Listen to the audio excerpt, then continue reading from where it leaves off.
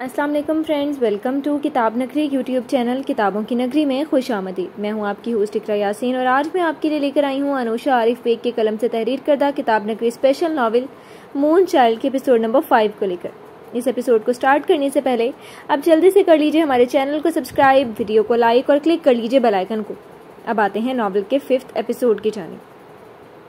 5वां बाब। चांद और सितारे जानते हैं मुझे, समंदर और किनारे जानते हैं मुझे। उम्र गुजरी है जुल्मत में लेकिन रोशनी के इस्तारे जानते हैं मुझे। खुशियाँ मुझसे रूठी रहती हैं मगर गम सारे जानते हैं मुझे। जो किसी के हिज्र में नाशाद हैं सब दर्द के मारे जानते हैं मुझे। जहाँ हम दोनों मिला करते थे वो गलियाँ चौबारे जानते हैं मुझे। फैज़ अहमद फैज़।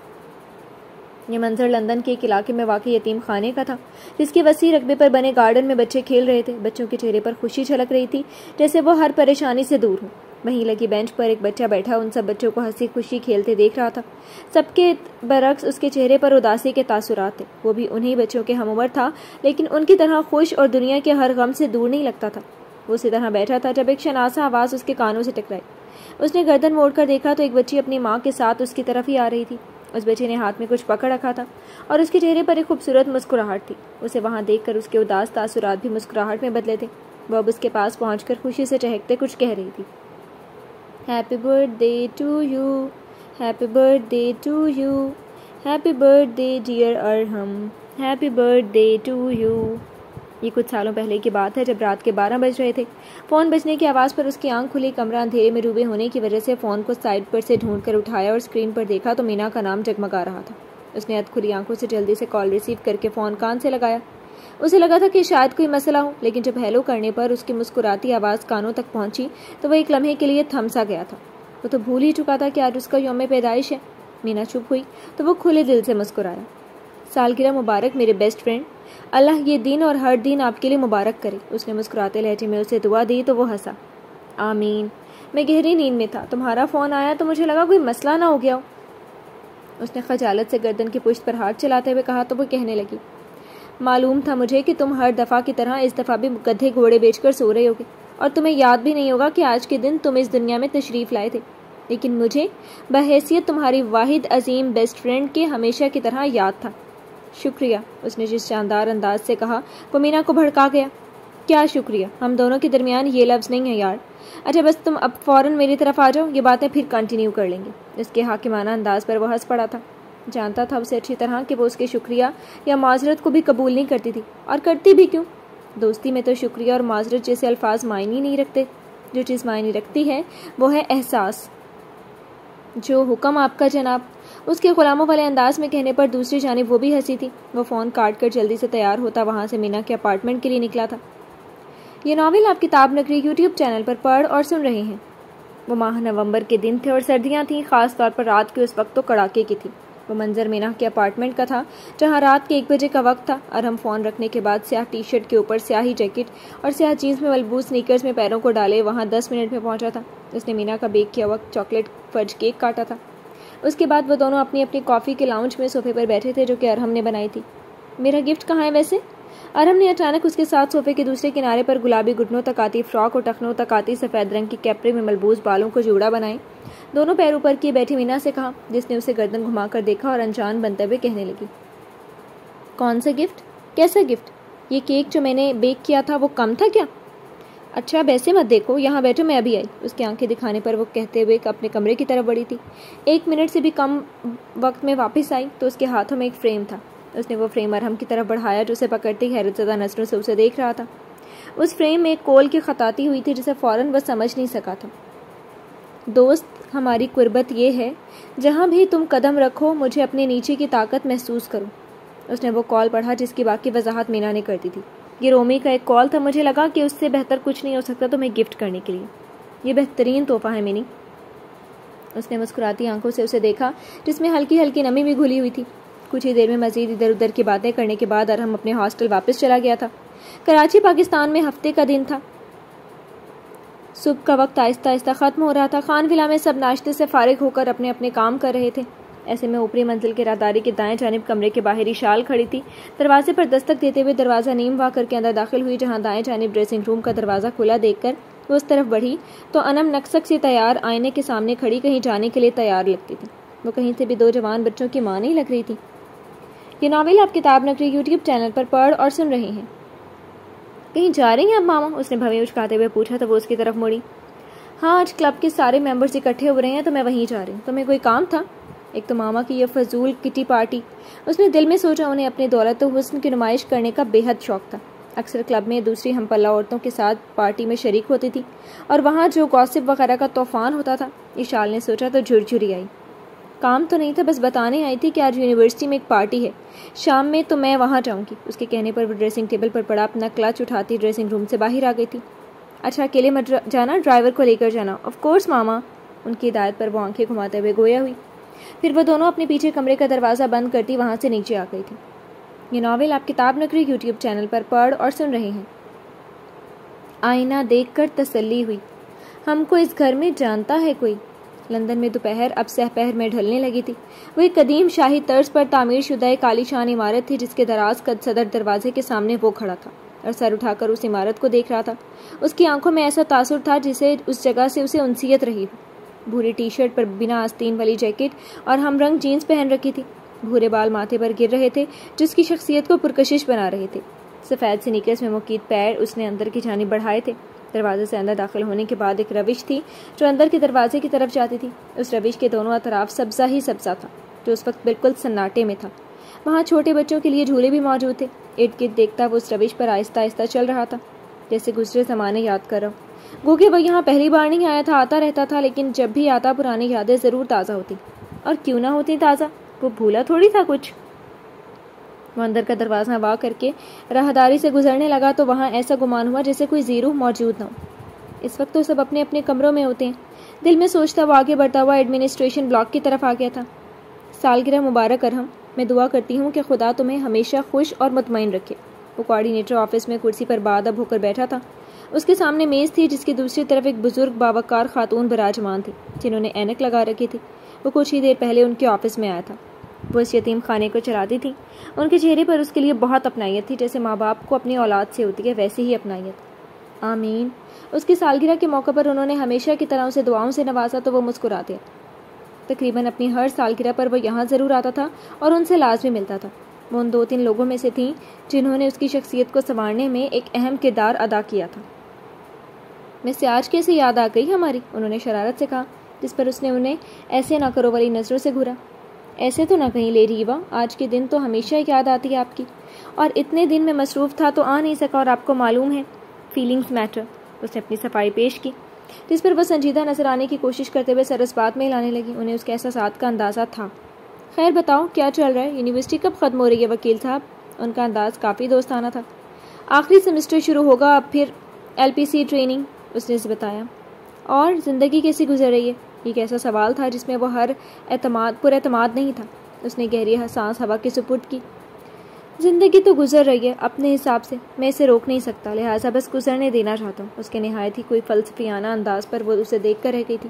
वो सही तो कह रहा था, ज़िंदगी को कोई रोक नहीं सकता, चाहे अच्छी हो या बुरी। तो फिर जिसकी ज़िंदगी एक तकलीफ दे हो वो क्यों ज़िंदगी के थम जाने की ख्वाहिश करेगा? उसे तो इस तकलीफ दे ज़िंदगी से निजात ही चाहिए होगी। ये नावल आप किताब नगरी यूट्यूब चैनल पर पढ़ और सुन रहे हैं। लंदन में उस दिन एक पुरसुकून शाम उतरी थी। कैफ़े का ग्लास डोर धकेलते हुए वो अपना मखसूस तासुर लिए अंदर दाखिल हुई तो एक मजीद पुरसुकून माहौल ने उसका इस्तकबाल किया था। सीधा काउंटर की तरफ बढ़ी जहाँ उसे मालूम था कि अरहम ही मिलेगा। अरहम जो काउंटर पर खड़े 2 लोगों के ऑर्डर ले रहा था, उनके मेज़ की तरफ चले जाने के बाद उसे मीना अपनी तरफ बढ़ती नजर आई थी, जो जर्द रंग की बेगले वाली शर्ट पर नीली जीन्स में मलबूस थी। रेशमी गहरे स्याह बालों को सामने से फ्रेंच ब्रेड करके उस पर खूबसूरत सी बालपिन लगाकर पुश्त पर खुला छोड़ रखा था। पैरों में हील पहन रखी थी। उसके चेहरे पर एक मखसूस मुस्कुराहट आई। मेरी हिस्सियात कह रही थी कि तुम आज ज़रूर आओगी। उसके करीब आने पर वो गोया हुआ तो उसकी बात सुनकर वो मुस्कुराई। अगर ऐसा है तो देखो मैं आ गई। वैसे और क्या क्या कहती हैं ये हिस्सियात तुम्हारी? उसने काउंटर पर कोहनी टिकाकर हाथों का प्याला बनाकर ठोड़ी के नीचे जमाकर आंखें सुकेटते कहा तो वो गहरी सांस लेता बेचारगी से गोया हुआ। कहती तो बहुत कुछ है लेकिन बताने लायक नहीं कहती। वाह, इसका मतलब है तुम बताना नहीं चाहते। खैर छोड़ो। फाइनल इम्तिहानात के बाद उनका भी ब्रेक चल रहा था जिसमें वो फारिग थे, लेकिन सिर्फ पढ़ाई से। मीना और वो दोनों फ्रीलांसिंग में ही मसरूफ़ थे। अरहम के अकाउंट्स भी अक्सर मीना ही मैनेज करती थी। अभी वह दोनों ही बातें भगा रहे थे जब अरहम किसी को अपनी तरफ आता देखा। उन्हीं की तरफ मतवजा हुआ था। हेलो अरहम, कैसे हो? वो शख्स कहते हुए अरहम से मुसाफिहा कर रहा था। मीना को वो कुछ आवाज़ जानी पहचानी से लगी। फिर जब दूसरी उसकी आवाज़ उसके कानों में पड़ी तो वो उसे पहचान गई। उसने गर्दन मोड़कर देखा तो नाइल अरहम से मुस्कुराकर मुसाफिहा कर रहा था। इसी असना में एडी की नज़र उस पर पड़ी तो वो कुछ हैरान हुआ। ओह, आप तो वही हैं ना जो उस दिन स्टेडियम में मिली थी? उसके चहकने पर वो दोनों भी उनकी तरफ मतवजा हुए थे। मीना ने अपनी खूबसूरत आबी से आंखें घुमाई थी। वो पहचान गई थी उसे।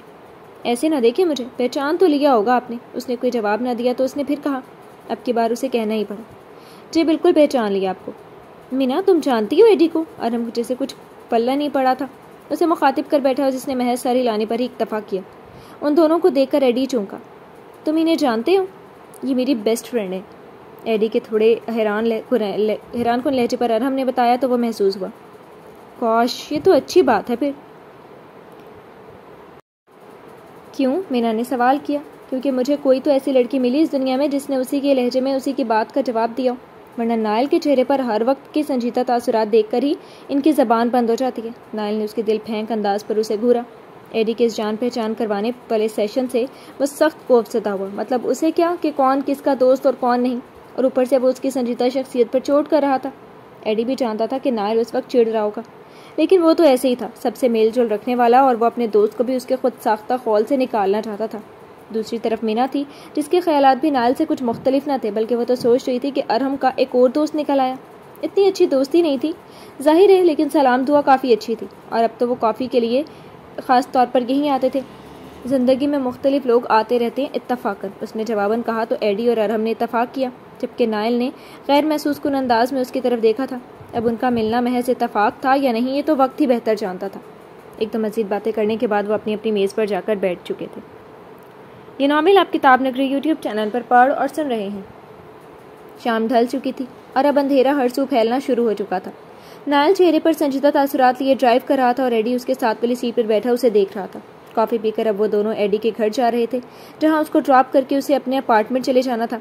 गाड़ी में नाइल के मूड को देखते हुए खामोशी छाई थी। क्या यार, ऐसे क्यों रिएक्ट कर रहे हो? एडी से खामोशी बर्दाश्त न हुई तो कह उठा, जिस पर उसने बेलचक लहजे में उल्टा सवाल किया। कैसा रिएक्ट करो?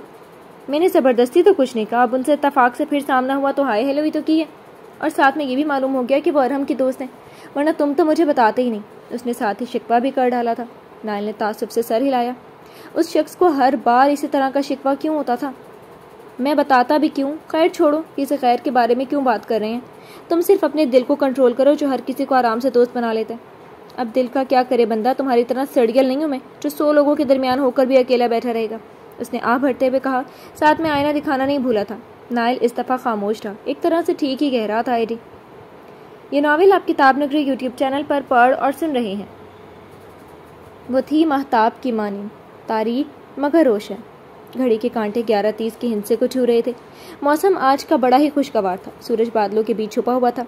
नर्म और पुरसोज फिजा माहौल को फरहत बख्श रही थी। ऐसे में स्याह टॉप और ग्रे स्ट्रेट पैंट्स में मलबूस मीना गाड़ी में ड्राइविंग सीट पर विराजमान जॉय का इंतजार कर रही थी।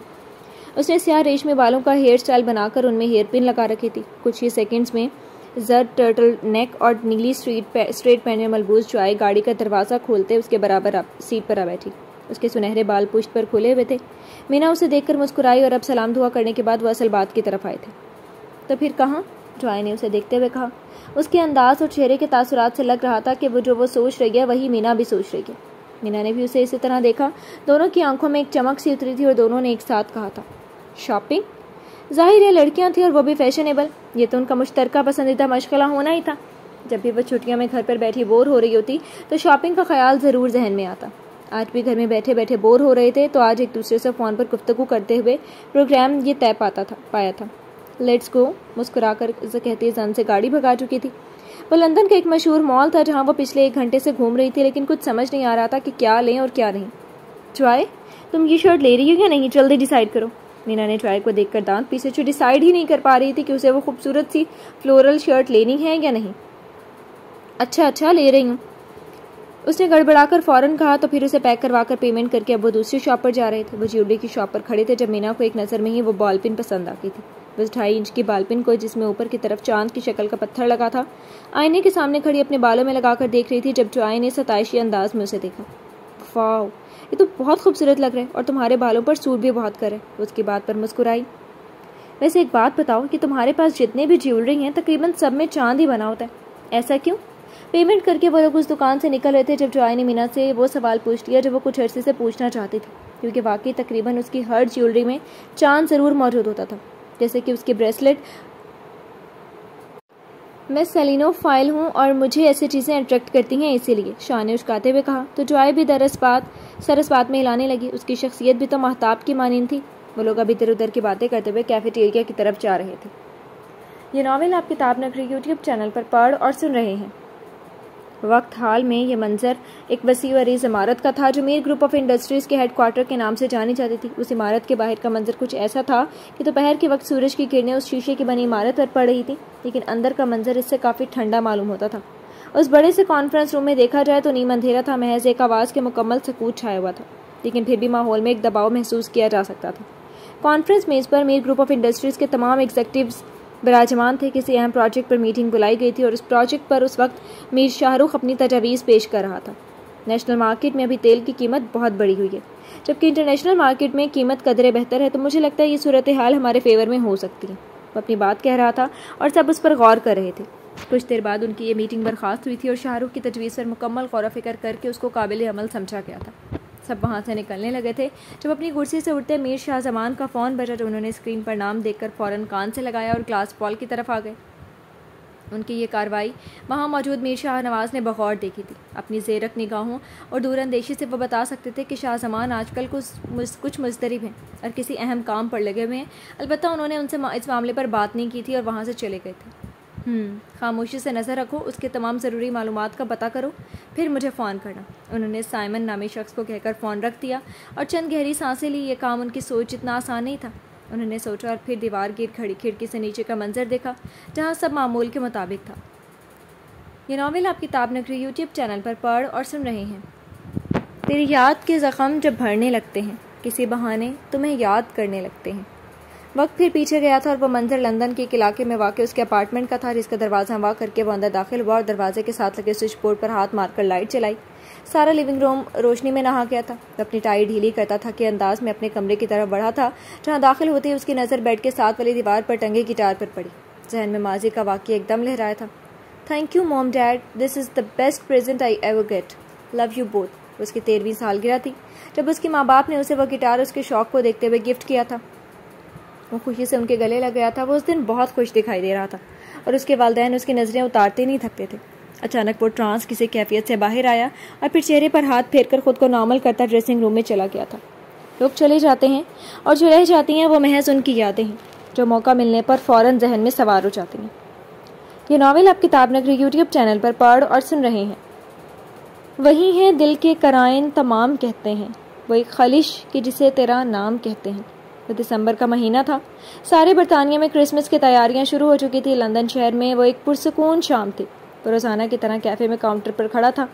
सर्द मौसम के बाइस कैफ़े में रश जैसे जैसे रात होने लगी थी बढ़ने लगा था। मैन्युफैक्चरिंग रूम से आती कॉफ़ी और ब्राउनीज़, केक वगैरह की भीनी भीनी खुशबू और कैफ़े के अंदर चलता हीटर माहौल को नरम गरम और पुरफसूं बनाता था। वो उस माहौल में काम करता था, इसलिए ये माहौल उसके अंदर रच बस गया था। वो जैसे आदी हो गया था उस नरम और गर्म माहौल का, लेकिन ये आदत उस वक्त साथ रहती जब वो यहाँ होता। जैसे वो यहाँ से जाता वो वही सर्द और सख्त माहौल को उसको अपनी लपेट में ले लेता।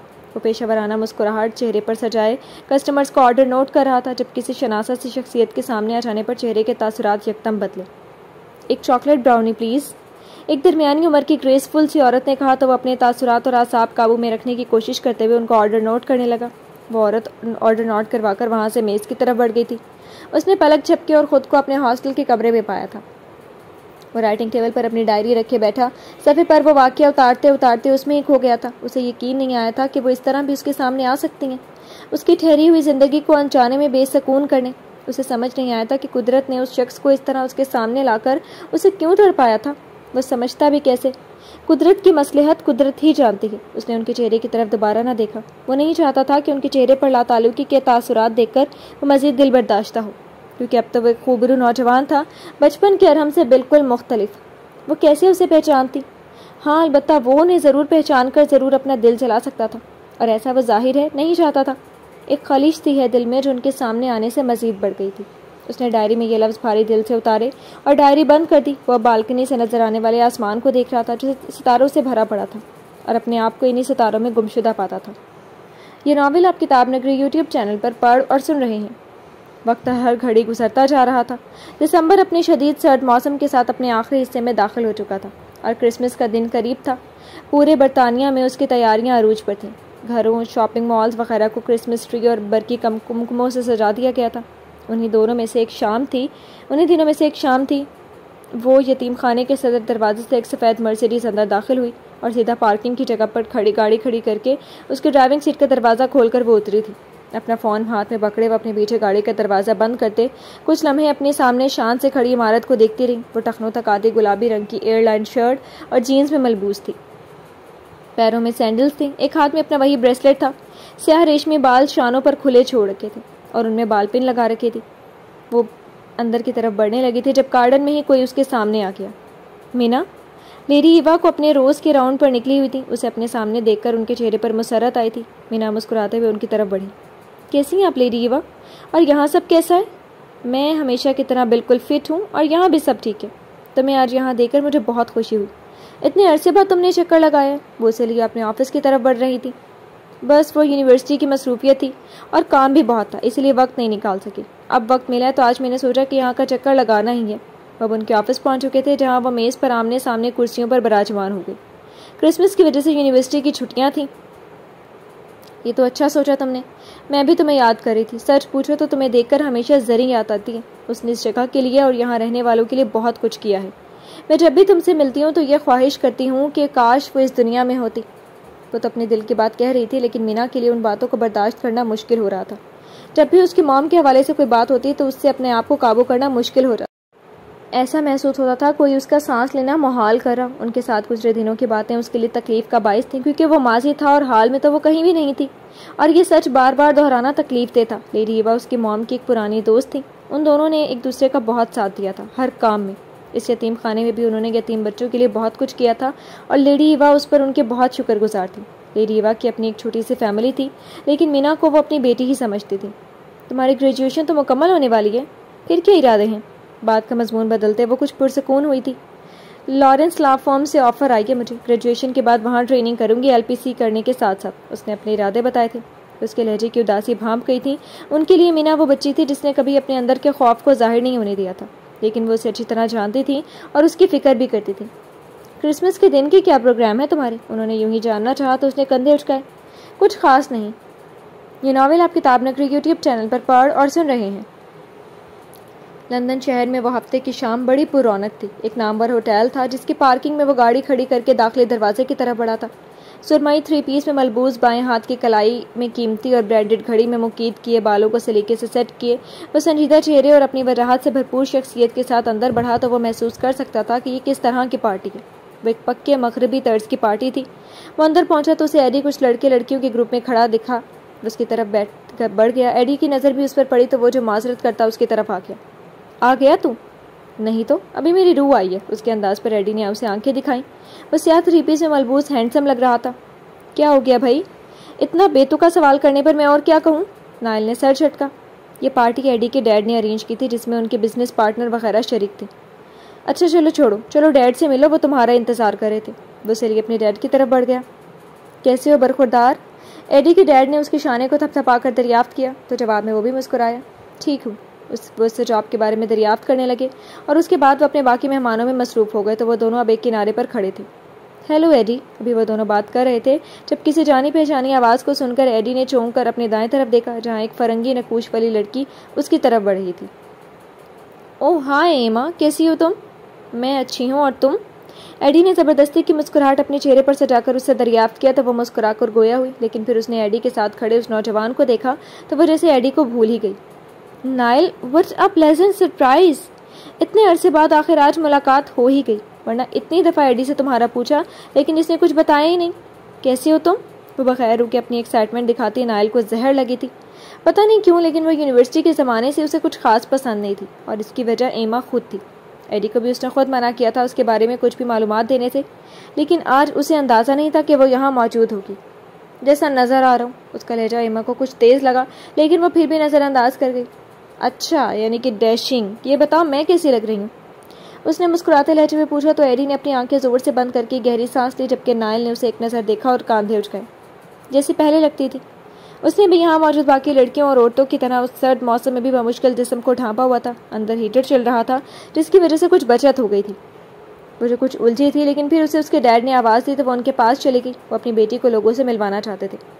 एमा, नाइल और एडी यूनिवर्सिटी में एक ही बैच में थे। उसकी दोस्ती क्लास के तकरीबन हर किसी से साथ थी, यहाँ तक कि एडी से भी, मगर नाइल से दोस्ती करने की ख्वाहिश उसकी ख्वाहिश ही रही। वो बहुत ही दिलफेंग किस्म की लड़की थी और उसकी यही बात नाइल को एक आंख नहीं भाती थी। वो जब जा चुकी तो नाइल ने एडी को इस तरह देखा जैसे पूछ रहा हो कि ये यहाँ क्या कर रही है।